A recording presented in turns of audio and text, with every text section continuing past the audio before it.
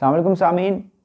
आज हम लोग बात करते हैं पाकिस्तान और ईरान की जो कन्फ्रंटेशन है, जो दो ममालिक के दरमियान हाल ही में जो कन्फ्रंटेशन शुरू हुई है, जिसमें ईरान ने पाकिस्तान की एयर स्पेस की सबसे पहले वायलेशन की, जो कि इंटरनेशनल लॉ की वायलेशन है। और उन्होंने वहाँ से मिज़ाइल लॉन्च किए जो पाकिस्तान में गिरे। और अलेजिडली उन्होंने कहा कि वहाँ पे हरकातुल मुजाहिदीन, जो कि एक जिहादी ग्रुप है, इस्लामिस्ट ग्रुप है, उन्होंने हमारे गार्ड्स को क्या किया था, अबडक्ट किया था। और इस वजह से हमने क्या किए, हमने वो अटैक्स किया और उसमें कुछ जाने भी गई। तो फिर पाकिस्तान ने उसका जो रिस्पांस दिया, पहला रिस्पांस तो डिप्लोमेटिक था, जो कि वैसा ही होता है। आपने थोड़ा एक आगे फ्रंट फुट पे खेल के रिस्पांस दिया, और वो ये है कि आपने अपना जो सफ़ीर है वो रिकॉल कर लिया वहाँ से।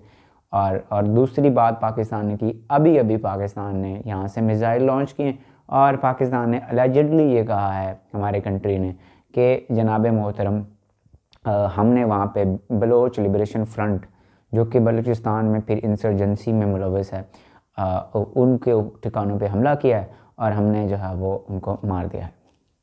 साबिन, पाकिस्तान और ईरान बहुत अच्छे दोस्त थे माजी के अंदर। और ईरान जो है वो जब वो पहला कंट्री था जिसने पाकिस्तान को रिकॉग्नाइज़ किया। उसके बाद जब तक शाह ऑफ ईरान रहा, यानी जिस तरह से वहाँ पे हुकूमतें चेंज होती रही, हमने उनको एक्सेप्ट करते रहा, जैसे डिप्लोमेटिक नॉर्म्स के मुताबिक होता है। यानी हम किसी भी इंटरनल ग्रुप को सपोर्ट नहीं करते वहाँ पे, और ऐसा होना भी चाहिए।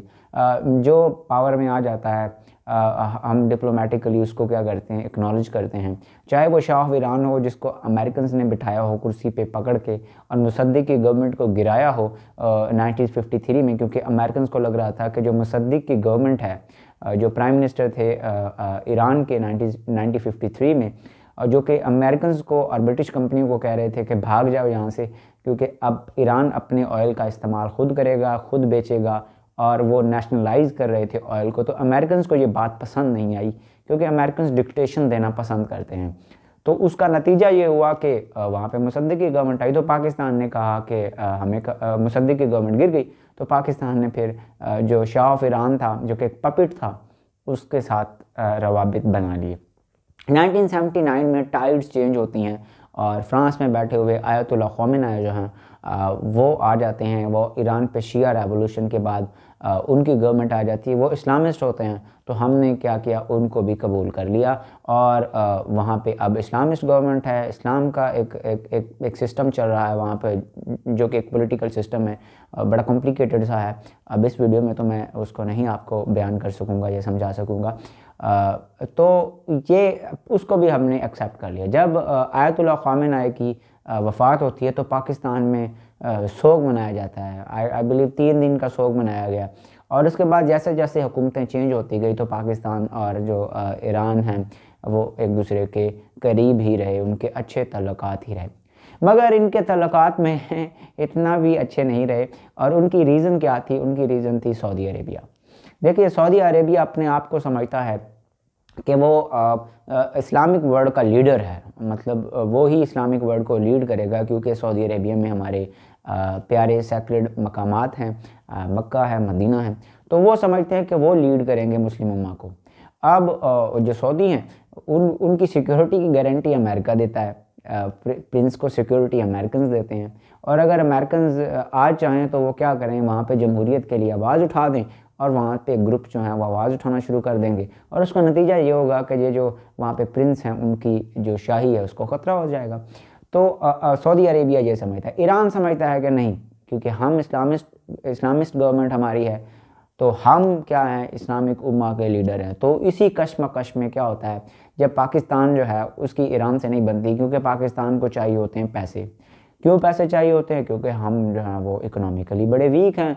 हमारा तो करंट अकाउंट डेफिसिट कभी हो जाता है, कभी बजटरी डेफिसिट हो जाता है, कभी हमारा रेवेन्यू पूरा इकट्ठा नहीं होता, कभी आईएमएफ से हमें पैसे लेने पड़ जाते हैं। उसकी वजह यह है कि हमारे यहाँ फिर बहुत सारी मिसमैनेजमेंट हुई है, और हमारे यहाँ कोई एक पॉलिटिकल सिस्टम नहीं रहा। कभी जर्नल आके हुकूमत करते रहे हैं, और कभी पॉलिटिशियंस।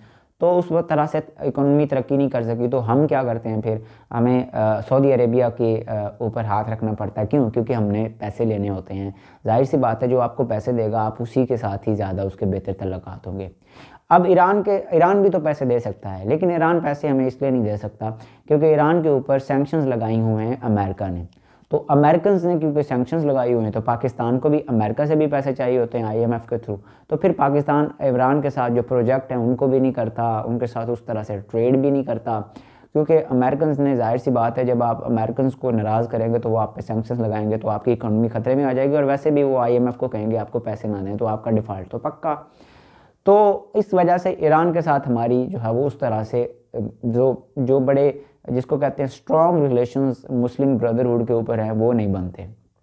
तीसरी बात है शिया, वहाँ पे शिया मेजोरिटी है, यहाँ पे सुन्नी है, तो काफ़ी हद तक लीडरशिप के दिमाग में भी ये सवाल तो होता होगा कि वो शिया हैं, सुन्नी है, तो सऊदी अरेबिया जो है वो ज़्यादातर वहाबीज़म है, तो वहाँ के साथ हम ज़्यादा इंक्लाइंड हो जाते हैं उनके साथ। तो ये भी एक वजह है जिसकी वजह से पाकिस्तान और ईरान के जो तल्लुकात हैं उसमें जो है वो मसला है। मैं आपको यही बात बताना चाह रहा था कि ईरान जो है वो इस वक्त जो मिडल ईस्ट है उसके ऊपर वो असूली तौर पे खड़ा हुआ है वो अथॉरिटेरियन रजीम ही, मगर अथॉरिटेरियन रजीम होने के साथ साथ वो इस वक्त अमेरिकन को कह रहा है कि हु यू आर, तुम कौन हो, तुम दुनिया के पुलिसमैन क्यों बने हुए हो, और तुम कौन होते हो इराक में बेसिस बनाने वाले, तुम कौन होते हो सीरिया में बेसिस बनाने वाले, तुम कौन होते हो कंट्रोल करने वाले ये जो जितने भी ऑयल रिच कंट्रीज़ हैं जिनके अंदर ऑयल है इनके ऊपर खेलने वाले हो, तुम कौन होते हो इराक के ऊपर यूनिलैटरली अपना एक कॉलिशन बना के हमला करने वाले जिसमें 10 लाख लोग अमेरिकन लीडर्स के हाथ पे उनका खून है, तुम कौन होते हो। तो वो इस वक्त असूली पोजीशन लेके खड़ा है कि मैं आपको बेसिस नहीं बनाने दूंगा, और उसके नतीजे में उसने भी मुख्तलिफ इलाकों में बेसिस बनाई हुई हैं, अपना एक्सिस ऑफ रेजिस्टेंस बनाया हुआ है जिसमें वो इसराइल और अमेरिकन को क्या करता है, डिफाई करता है, जिसमें हूथी हैं, जिसमें बशार अल-असद है, और वहाँ पे भी कुछ ग्रुप्स हैं, शिया ग्रुप्स बने हुए हैं ईरानियन रेवोल्यूशनरी गार्ड्स के, और उसके साथ साथ लबनान में हज़बुल्लाह उसने बनाई हुई है, और गज़ा स्ट्रिप में वो फिर हमास को सपोर्ट करता है। तो अमेरिकन की वजह से हमारी ईरान से नहीं बनती, और हमारी सऊदी अरेबिया की वजह से नहीं बनती, और उसके साथ साथ हमारी एक और वजह से नहीं बनती, वो ये है कि पाकिस्तान में क्योंकि बहुत सारे टेररिस्ट ग्रुप्स हैं जो कि अलेजेडली इस्लामिक जहाद करते हैं, उनका एक अपना पर्सपेक्टिव है, पाकिस्तान से वो जो लड़ते हैं उनका एक पर्सपेक्टिव है, उसको भी दिमाग में रखना ज़रूरी है अगर आपने पूरी पिक्चर समझनी है। तो अगर आप एक ही तरफ की पिक्चर देखेंगे तो फिर आप प्रोपेगेंडा का शिकार हो जाएंगे। तो मैं सच आप दोनों साइड कॉइन के दोनों साइड देख के ही कर सकते हैं। तो वो जो इस्लामिस्ट ग्रुप हैं वो गलत करते हैं, सुन्नी शिया के बुनियाद पे वायलेंस करते हैं। तो वो उन्होंने कई बार ऐसा किया है कि वो ईरान के जो बॉर्डर है वहाँ पे गार्ड्स को वो कत्ल कर देते हैं पकड़ के। तो ईरान ने पाकिस्तान को पिछली बार कहा था कि ये जो गार्ड्स हमारे हुए हैं अबडक्ट, इनको रिकवर करो, तो हम जो है वो रिकवर नहीं कर सके थे। और उसके बाद फिर अब हमने देखा कि उन्होंने इसी प्रीटेक्स्ट पे कि हमारे गार्ड जो हैं उनके साथ झड़प हुई है, वो मारे गए हैं, तो हम तो अब रिटेलिएट करेंगे बिकॉज आप तो उनको जो है वो पकड़ नहीं सकते। तो वो उस वजह से उन्होंने किया। अब हमने उसके ऊपर रिटेलिएट किया है। ईरान ने जो किया दैट वाज इंटरनेशनल लॉ में वो जो है वो वायलेशन है उसकी। अब हमने किया है तो हमने जिनेवा कन्वेंशन के मुताबिक ही किया है, मतलब उन्होंने एक अटैक किया तो हमने भी एक अटैक किया है। वो हमने ये कहा कि हमने BLA के ऊपर अटैक किया जो कि एक सेपरेटिस्ट ग्रुप है। हमने उनकी मिलिट्री पे ऊपर अटैक नहीं किया, हमने उनके उसके ऊपर नहीं अटैक किया, सिविलियंस के ऊपर अटैक नहीं किया। तो ये जो है वो हमने एक बेहतर तरीके से रिस्पॉन्स तो दिया है। मगर बहुत सारे लोग ये कह रहे हैं कि पाकिस्तान जनाब जीत गया और जनाब पाकिस्तान की जीत हो गई, और कह रहे हैं कि बड़े खुशी मना रहे हैं कि हमने जनाब अटैक कर लिया उनकी सरहद पे और रिप्राइजल दे दिया।